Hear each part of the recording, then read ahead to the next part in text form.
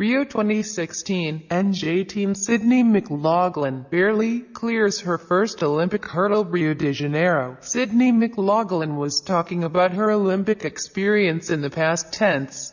She was grateful for the opportunity even if she finished fifth in her 400-meter hurdles heat. She was happy to represent her country even if she did not run her best race. She was ready for the next chapter in her life, which meant a few more days in the Olympic Village and before flying back home to Dunellen to prepare for her senior year at Union Catholic. "School's starting soon," she said.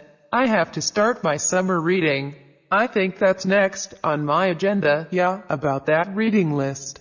A funny thing happened at Olympic Stadium on Monday night.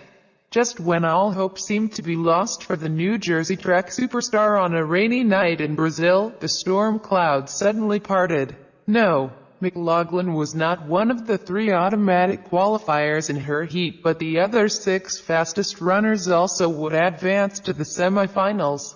When McLaughlin finished her race in 56.32 seconds in the first of 6 heats, it seemed likely that other runners would fill those spots. Then Heat 2 came and went, and none of the non-qualifiers did better. Same with Heat 3. 2 runners topped her time in Heat 4 and 1 did in Heat 5, but McLaughlin was still sitting pretty in one of those 6 that set up a dramatic final race.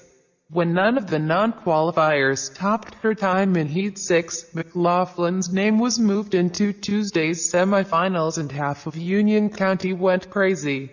Say this about McLaughlin: even when she's not at her best, she sure has a flair for the dramatic.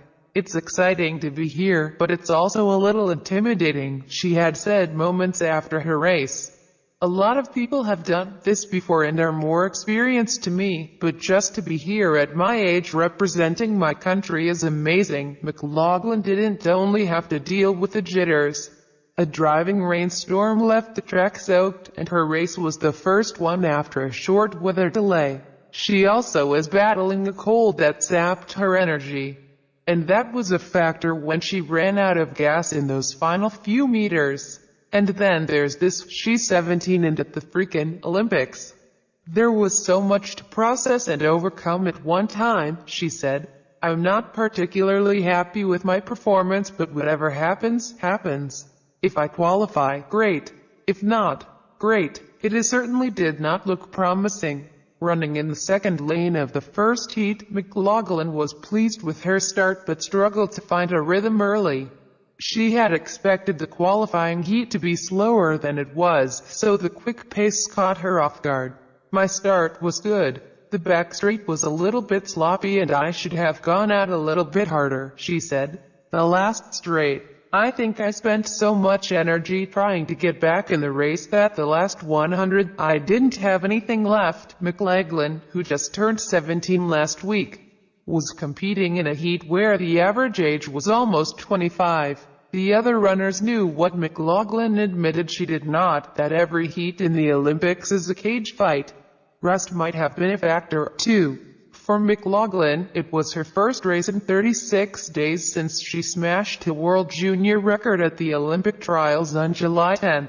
She became the youngest American track and field Olympian since 1972 that day, and really, nothing's been normal since. She was named Gatorade Female Athlete of the Year, an honor that came with her photo on a bottle of the ubiquitous energy drink. She attended the ESPYs, the annual sports awards showcase, and then hoped to get some normalcy into her life before arriving here last week. That's when normalcy went out the window. "It's so overwhelming," he said. "It's been so much. You eat next to people you're going to race against, world champions and Olympians. It hasn't hit me yet that I'm here. There's so much to take in at one time." Watch Union Catholic go nuts for McLaughlin. She thought, in the moments after her first Olympic race, that she'd have plenty of time to take it all in.